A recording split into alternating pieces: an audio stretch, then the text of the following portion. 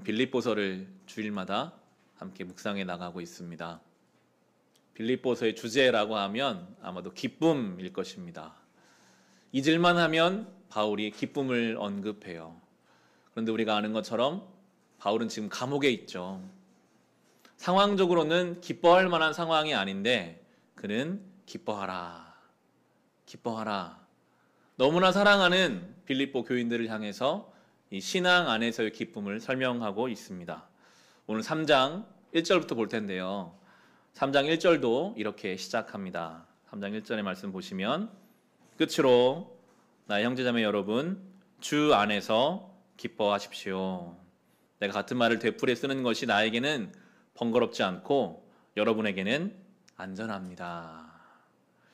바울은 감옥에 있고 빌립보 교회는 우리가 오늘 다루겠지만 당면한 문제가 있었어요.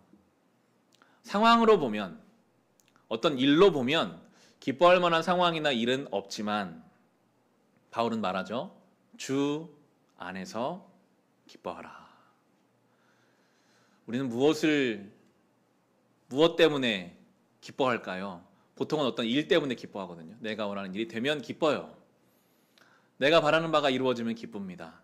그런데 그렇게 일이나 상황으로 기뻐하려고 한다면 우리의 기쁨은 그렇게 많지 않을 것입니다. 우리가 느끼지만 지금 사는 세상 속에서 기뻐할 만한 일들이 많지 않잖아요. 성경은 말합니다. 주 안에서 기뻐하라.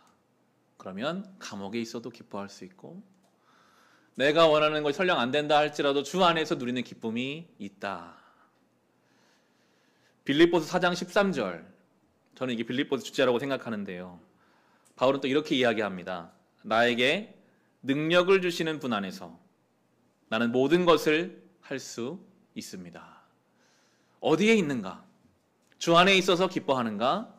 주 안에 있기 때문에 내가 모든 것을 감당할 수 있는 사람인가? 계속해서 어디에 있는지를 우리에게 묻고 있습니다. 우리는 어디에 있습니까? 우리는 무엇 때문에 기뻐하고 있습니까? 이 질문을 바꾸면요. 우리는 무엇 때문에 기뻐하지 못하고 있을까요? 주님이 나와 동행하시는데 내가 주 안에 있다고 믿는다고 하면서도 우리가 기뻐하지 못하는 그 이유들은 무엇입니까? 바울이 말하잖아요. 내가 반복해서 말하는 것이 당신들에게 안전합니다. 반복해서 점검해야 돼요. 나는 무엇 때문에 기뻐하는가? 무엇이 나로 하여금 온전한 기쁨을 누리지 못하게 하고 있는가? 이것은 기계적으로 내가 기뻐해야지. 없는데 막 짜내는 그런 기쁨이 아닙니다. 사실 이게 말로 설명할 수 없는 거거든요. 바울은 기도하는 마음으로 권면하고 있어요. 정말 주 안에서만 누릴 수 있는 기쁨이 있다. 감옥에 있어도 빼앗을 수 없는 정말 그 진리 안에서만 누리는 기쁨이 있는데 그 기쁨을 좀 함께 하자라고 말하고 있는 것입니다. 우리 창세기 살펴보았던 요셉이 그런 인생이었죠. 요셉이 보디발의 아내가 수없이 유혹하는데 신앙 때문에 거절했잖아요. 돌아온 결과는 오히려 성추행범으로 누명을 당해서 감옥에 들어갔습니다. 조건으로 보면 억울한 상황인데 성경은 표현합니다. 주님이 하나님께서 그와 함께 하심으로 그 감옥 안에서도 형통했다. 보여지는 조건과는 별개로 주님이 나와 동행하시면 주 안에서 형통하고 주 안에서 기뻐할 수 있는 것입니다.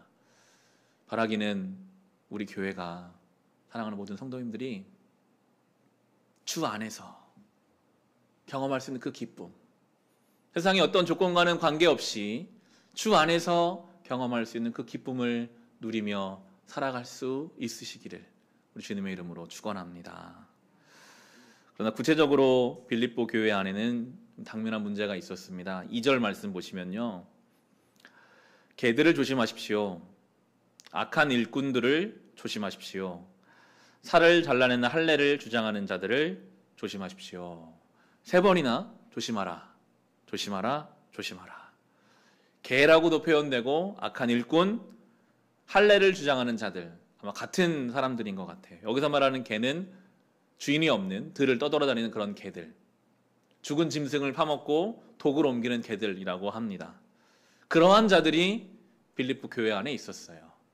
형식을 강조하는 자들, 할례라는 형식을 강조해서 그렇지 않은 사람들에 대해서 비난하고 정죄하는 그런 자들이 교회 안에 있었습니다. 할례라는 것은 하나님이 아브라함에게 주신 어떠한 육신의, 할례라는 건 실제로 살을 잘라내는 거죠. 그렇게 해서 그 형식으로 인해서 내 안에 그리스도의 흔적, 하나님의 흔적을 살 수 있는 그런 신앙의 좋은 방법이었거든요. 형식은, 틀은 필요합니다. 거기에 내용이 담기니까요. 그런데 문제는 그 형식을, 틀을 따라가느라 내용을 잃어버렸을 때, 할례를 하는 이유는 하나님을 온전히 섬기기 위함인데 어느 순간부터 이 사람들이 하나님은 없고 할례를 섬기기 시작했어요. 할례가 있는가 없는가, 그걸 가지고 평가하고 판단하고 하나님이 없어져 버리는, 겉모습은 있으나 내용은 비어있는 껍데기와 같은 신앙인들이 빌립보 교회의 진리를 왜곡하고 흔들고 있었던 것입니다. 그래서 바울이 명확하게 말해요. 할례라는 것이 무엇인가? 3절입니다. 하나님의 영으로 예배하며 그리스도 예수 안에서 자랑하며 육신을 의지하지 않는 우리들이야말로 참으로 할례 받은 사람입니다. 눈에 보이는 그 살을 잘라내는 것이 할례가 아니라 하나님의 영으로 예배하는 사람들, 그리스도 예수 안에서 자랑하는 사람들, 육신을 의지하지 않는 사람들이 참 할례 받은 사람이다. 이 할례는 우리에게는 좀 먼 단어이지만 충분히 이건 신앙생활로 바꿀 수 있거든요. 눈에 보이는 어떤 형식으로 신앙생활하는 것이 중요한 것이 아니라 첫 번째로 하나님의 영으로 예배하는 사람들이 참으로 신앙생활하는 사람들인 것입니다. 요즘 우리는 이 코로나로 인해서 참 오랫동안 예배당에 모이지 못하고 있었어요. 거의 지난 1년 동안 집에서 예배드리는 시간이 많이 있었습니다. 어쩌면 이 시간이 우리의 예배의 맨 얼굴을 보여주는 시간이라고 저는 묵상하게 되더라고요. 예배당에 모일 때는 내가 예배당에 오늘 안 가면 괜히 목회자가 신경 쓰이기도 하고 또 다른 성도들이 어떻게 생각할까, 그런 마음도 우리 안에 있었거든요. 그러니까 내가 오늘 예배 시간에 맞춰서 가야지. 예배 시간에 늦게 오는 것도 부담되잖아요. 다른 사람들이 나를 너무 늦게 오는 사람으로 볼까. 그러한 것들까지 생각하며 우리가 예배를 드리죠. 찬송 시간에 옆에 사람이 찬송하니까 함께 찬송하고 기도 시간 눈을 감고 있습니다. 그런데 온라인으로 예배가 바뀌면서 아무도 통제하지 않아요. 아무도 보지 않아요. 정말 하나님과 나만 아는 내 예배. 여러분 어떻게 보내셨습니까? 내 편의에 따라서 얼마든지 시간을 바꾸고 예배를 드리다가도 하나님께 예배 드리는 것보다 더 급하다고 생각하는 일들 때문에 예배를 중단하지는 않았습니까? 정말 진심으로 하나님 앞에서 오늘 나오는 것처럼 하나님의 영으로 우리가 예배하고 있었는가? 아니면 이 빌립보 교회를 어지럽게 했던 사람들처럼 그저 형식으로 보여지는 것으로 예배한다고 하느라 내용을 잃지는 않았는지 우리를 돌아봐야 하겠습니다. 바울이 다 형식과 반대되는 것들을 지금 이야기하고 있어요. 하나님의 영, 그리스도로 자랑하는 것, 육신을 의지하지 않는 것, 다 보이지 않는 것들이거든요. 그러나 우리는 보이는 것이 아니라 보이지 않는 중심을 가지고 중심을 채워가며 살아가야 하는 사람들입니다. 바울이 자기 이야기를 해요. 바울이 그런 사람이었거든요. 형식의 메인 사람이었어요. 겉모습이 너무 보기에 좋아서 껍데기밖에 없는 줄로 본인도 모르고 살았던, 다른 사람들 다 그렇게 생각하게 하고 나조차도 나는 신앙생활 잘하고 있어 라고 스스로 생각할 만한 형식에 매여 살았던 사람이 바울이었습니다. 5절과 6절에 보면 이렇게 나오죠. 자기 이야기를 합니다. 나는 난지 여드레 만에 할례를 받았고 이스라엘 민족 가운데서도 베냐민 지파요, 히브리 사람 가운데서도 히브리 사람이요, 율법으로는 바리새파 사람이요, 열성으로는 교회를 박해한 사람이요, 율법의 의로는 흠잡힐 데가 없는 사람이었습니다. 바울은 소위 엘리트였습니다. 율법적으로나 그 가말리엘의 문화에 있으면서 누가 봐도 박수 받을 만한 많은 형식과 겉모습을 가지고 있던 사람, 거기에 자기가 취해 있어서 자기 기준에 맞지 않는 예수를 믿는 사람들, 어떻게 하나님의 아들이 십자가에서 그렇게 저주스럽게 죽을 수 있는가, 그는 믿지 못했어요. 인정 못했어요. 예수를 하나님 아들로 고백하는 모든 자들을 잡아다가 감옥에 가두고 스데반 집사가 돌에 맞아 죽을 때 그 옆에서 당연하다고 여기는 사람이었어요. 얼마나 교만하고 오만한 사람이었던지요. 정말 복음과는 너무나 거리가 먼 사람이 그런 바울이었는데 8절에 보면 그렇게 말합니다. 그가 완전히 달라지거든요. 그뿐만 아니라 내 주 예수 그리스도라는 지식이 가장 고귀함으로 나는 그 밖에 모든 것을 해로 여깁니다. 나는 그리스도 때문에 모든 것을 잃었고 그 모든 것을 오물로 여깁니다. 나는 그리스도를 얻고. 예수를 만나고 그의 삶이 완전히 달라져 버렸습니다. 보통 인간 역사를 연수를 매길 때 AD와 BC로 나눕니다. 주전, 주후, 주님 오신 날을 0년으로 해서 예수님으로 기준의 새로운 해가 시작되거든요. 바울이 그런 사람이었어요. 그 다메섹 도상에서 빛 가운데 예수를 만나는 그 순간부터 그는 완전히 다른 존재가 되는데요. 오늘 본문을 접어두시고 사도행전 9장을 가보겠습니다. 사울이 예수를 만났던 그 장면, 신약 191페이지에 있습니다. 사도행전 9장입니다. 형식에 얽매여 내용이 비어있는 줄도 모르고 살았던, 오만하고 교만했던 바울이죠. 9장 1절과 2절 말씀 보시면 사울은 여전히 주님의 제자들을 위협하면서 살기를 띠고 있었다. 그는 대제사장에게 가서 다마스쿠스에 있는 여러 회당으로 보내는 편지를 써달라고 하였다. 그는 그 도를 믿는 사람은 남자나 여자나 가리지 않고 닥치는 대로 묶어서 예루살렘으로 끌고 오려는 것이었다. 그는 이게 하나님 믿는 거라고 생각했어요. 하나님의 기준이 아니라 내 기준을 벗어나는 저 사람들은 붙잡아서 감옥에 가두는 것이 마땅하다. 살기를 띠고, 사랑이 없어요. 살기를 띠고 그들을 잡으려고 달려가는 그를, 예수님의 대적자죠. 복음과는 전혀 어울리지 않는 인생인데 그를 주님이 찾아가세요. 3절에서 5절입니다. 사울이 길을 가다가 다마스쿠스에 가까이 이르렀을 때에 갑자기 하늘에서 환한 빛이 그를 둘러 비추었다. 그는 땅에 엎어졌다. 그리고 그는 사울아, 사울아, 내가 왜 나를 핍박하느냐 하는 음성을 들었다. 그래서 그가 주님 누구십니까 하고 물으니 나는 내가 핍박하는 예수다. 주님 누구십니까? 자기가 누구를 핍박했는지도 몰라요. 나는 네가 그렇게 핍박하는, 네가 하나님의 아들이 아니라고 말한 그 예수다. 사울은 자기가 다 알고 있는 줄 알았습니다. 저들은 죄인이고 나는 의인이다. 내가 지금 달려가서 저들 잡는 게 맞다. 그런데 하나님 앞에 서보니까요, 아무것도 모르는 사람이었어요. 예수님이 누구신지도 몰랐고, 내가 핍박하는 그분이 하나님의 아들인지도 몰랐고, 알고 보니 나는 눈먼 인생이었다는 것을 그제서야 깨닫게 되거든요. 때로 우리가 그래요. 많이 알고 있는 것 같아요. 내 경험상. 이게 맞아. 이 길이 맞고 저 사람은 틀려. 그런데 하나님 앞에 서보니까 정말 우리가 눈먼 사람처럼 허둥거리고 허우적거릴 수도 있거든요. 그렇게 실제로 눈이 멀어버린, 이제 자기의 상태를 철저히 깨닫고 있는 그 바울에게 하나님이 아나니아라는 한 성도를 보내시죠. 17에서 19절입니다. 그래서 아나니아가 떠나서 그 집에 들어가 사울에게 손을 얹고, 형제 사울이여, 그대가 오는 도중에 그대에게 나타난 주 예수께서 나를 보내셨소. 그것은 그대가 시력을 회복하고 성령으로 충만하게 되도록 하시려는 것이요 하고 말하였다. 곧 사울의 눈에서 비늘 같은 것이 떨어져 나가고 그는 시력을 회복하였다. 그리고 그는 일어나 세례를 받고 음식을 먹고 힘을 얻었다. 사울은 며칠 동안 다마스쿠스 인자들과 함께 지냈다. 아나니아가 한 번 본 적 없는 사울에게 와서 손을 얹고 뭐라고 말합니까? 형제 사울이여.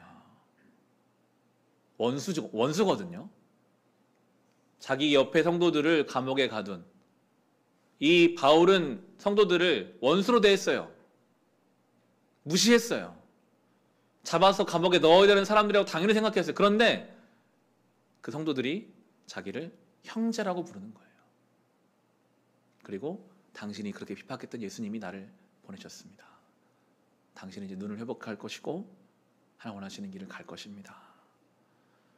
그의 눈에서 비늘 같은 것이 그때 떨어져 나갑니다. 그 하나님의 원수를 사랑하는 성도들의 사랑을 통해서 그의 눈에서 비늘이 벗겨지고, 그때서야 이제 제대로 봐요. 그때서야 이제 무엇가 진짜인지를 알게 되고 세례를 받죠. 세례는 이전 사람은 죽고 새 사람이 되는 거거든요. 완전히 새로운 존재로 회복되어 이제 그 길을 가게 되는 바울. 수없이 성경에서 고백합니다. 이전 것은 지나갔으니 보라 새 것이 되었도다. 내가 그런 인생이었다. 다시 오늘 본문으로 이제 돌아가 보겠습니다. 빌립보서 3장의 10절 보시면 자기 의에 취해서 자기 기준에 매여서 살았던 그 인생이 3장 10절을 보면 이제 완전히 달라졌습니다. 내가 바라는 것은 그리스도를 알고 그분의 부활의 능력을 깨닫고 그분의 고난에 동참하여 그분의 죽으심을 본받는 것입니다. 이제 그가 바라는 것은요, 다 예수님과 연결되어 있어요. 내가 아는 것도 예수 그리스도요, 내가 깨닫고 싶은 것도 예수님의 부활이요, 내가 동참하는 것도 내가 따르는 것도 다 예수의 고난과 십자가다. 이게 성도의 삶이거든요.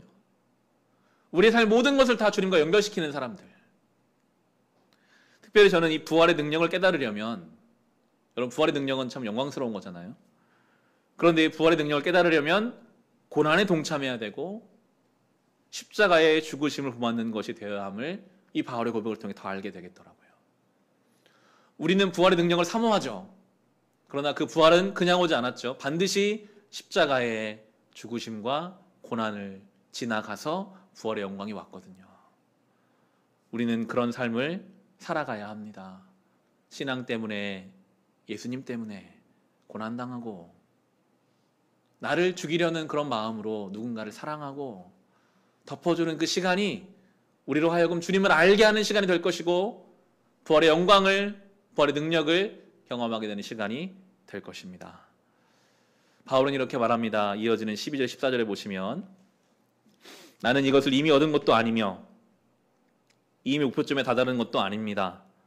그리스도 예수께서 나를 사로잡으셨으므로 나는 그것을 붙들려고 쫓아가고 있습니다. 형제자매 여러분, 나는 아직 그것을 붙들었다고 생각하지 않습니다. 내가 하는 일은 오직 한 가지입니다. 뒤에 있는 것은 잊어버리고 앞에 있는 것을 향하여 몸을 내밀면서 그리스도 예수 안에서 하나님께서 위로부터 부르신 그 부르심의 상을 받으려고 목표점을 바라보고 달려가고 있습니다. 바울이 말해요. 나는 아직 도달하지 못했다. 나는 오늘도 달려가고 있다. 진행 중이라는 뜻이죠. 오늘 설교의 제목이기도 한데요. 달려가고 있다. 나는 그 목표를 향해 오늘도 달려간다. 바울이 어떤 사람입니까? 이미 죽음과 삶을 신앙으로 넘어선 사람이었어요. 나는 이제 죽어도 괜찮다. 감옥에서도 기뻐할 수 있는 사람. 성도들을 자기 목숨보다 더 사랑하는 이 사람. 그런데 그도 지금 아직이라는 거예요. 나는 아직 도달하지 못했다. 나는 이 길을 계속 갈 것이다. 그 말은 우리에게도 적용하면 우리는 주님 만나는 그날까지 계속 그 길을 걸어가야 하는 존재라는 것입니다. 그런 표현이 있는데요. 나는 뒤의 것을 잊어버리고 앞의 것을 따라간다. 바울의 뒤를 돌아보면요. 신앙에 많은 헌신과 열매들이 있잖아요. 때로 내가 지난날에 경험했던 신앙의 영광은 오늘 교만이라는 이름으로 붙잡을 수 있거든요. 내가 옛날에 그랬는데, 내가 옛날에 그런 사람이었는데, 여러분 뒤의 것은 잊어버려야 합니다. 또 바꾸면 내가 지난날 실패했던, 내가 참 부끄럽게 살았는데, 내가 진짜 믿음 없는 사람으로 욕심에 매여 살았는데 지난날을 잊어버리십시오. 왜냐하면 주님 오늘을 주셨으니까요. 우리가 할 일은 오늘 나에게 주신 그 목표를 향해 달려가는 것. 그것이 신앙과 성도의 자세인 것입니다. 우리가 달려가야 할 목표는 무엇입니까? 우리 교회 공동체에게는 올해 주신 말씀 앞에도 붙여놨는데요. 감사로 받으면 버릴 것이 없다. 우리의 삶에 하나님이 지으신 모든 것이 선하고 감사로 받아야 하는 것이 우리 목표예요. 감사로 받지 못할 게 많잖아요. 어떤 사람만 생각해도 감사가 안 되고 어떠한 상황만 생각해도 감사가 안 되는데 우리의 목표는 그것도 하나님이 지으신 것이니 내가 감사로 받아야지.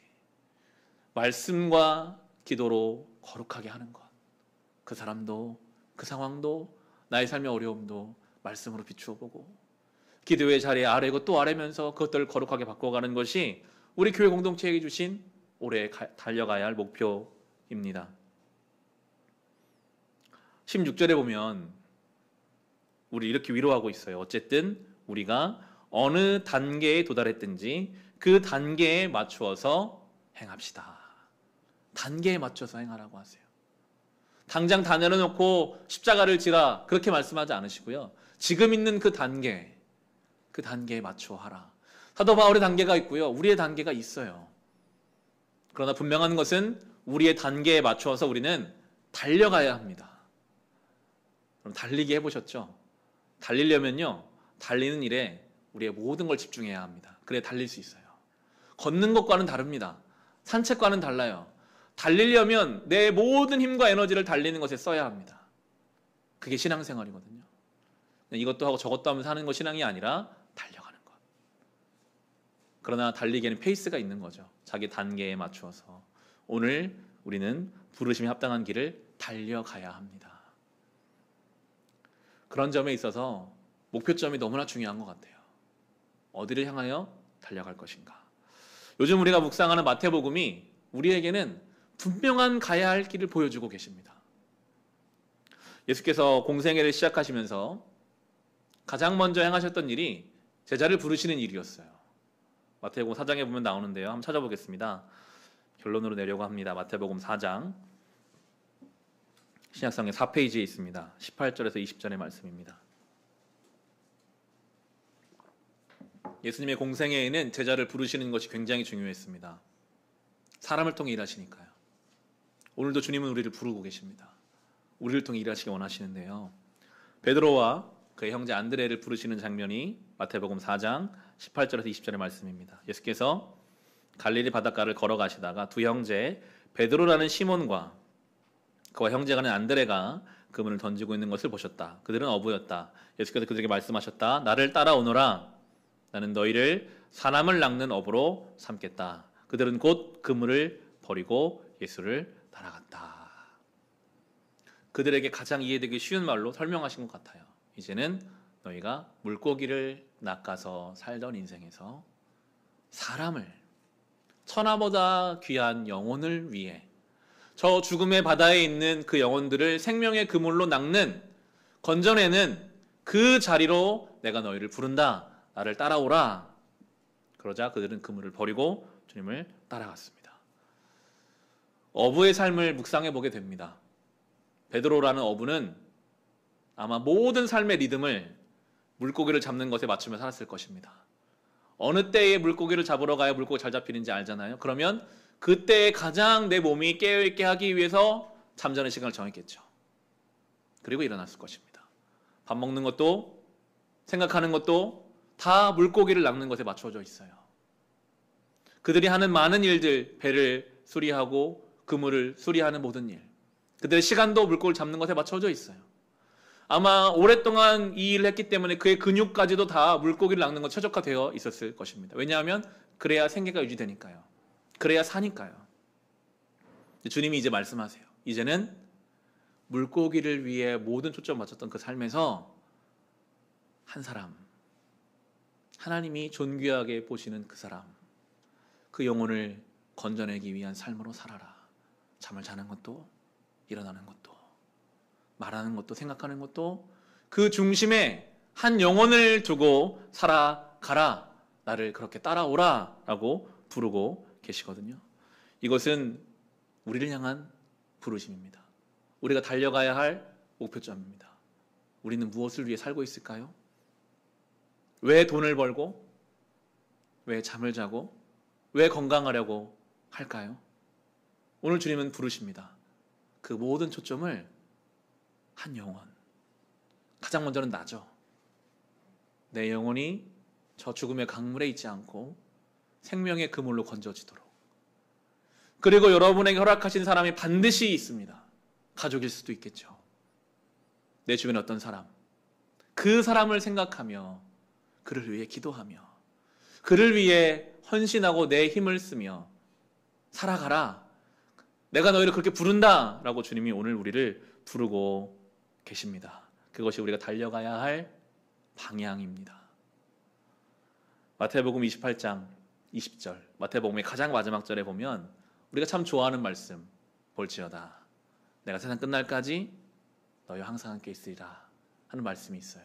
우리는 그 말씀을 참 좋아하는데 그 말씀을 잘 묵상해 보면 주님께서 말씀하신 대로 사람을 낚는 그 인생, 제자 삼는 인생, 세례 주는 그 인생과 함께 하시겠다고 약속하는 거거든요.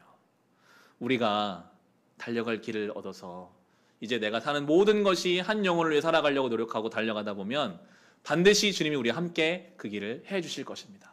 세상 끝날까지 항상 우리와 함께 하시는 주님을 우리는 경험하게 될 것입니다.